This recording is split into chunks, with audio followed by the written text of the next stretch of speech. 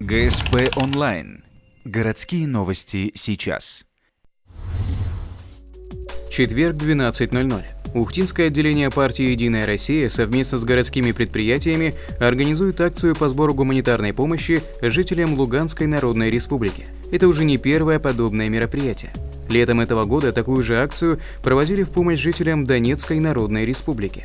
Акция нужная и важная, ведь уже почти год возле наших границ идет гражданская война. Страдают наши братья, русские люди. И многие из них смотрят с надеждой на Россию.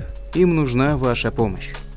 Просьба для ухтинцев приносить гуманитарную помощь – это основное. Это медикаменты, зимние вещи, детское питание, спортинвентарь, средства личной гигиены, дизель-генераторы и подобное оборудование. Если вы хотите принять участие в акции, то передать гуманитарную помощь жителям Луганской Народной Республики можно в пунктах сбора. Они расположены по следующим адресам. Улица Первомайская, дом 3, кабинет 108, Ухтинское отделение партии «Единая Россия». Улица Первомайская, дом 2, дробь 6, территориальный центр социального обслуживания населения.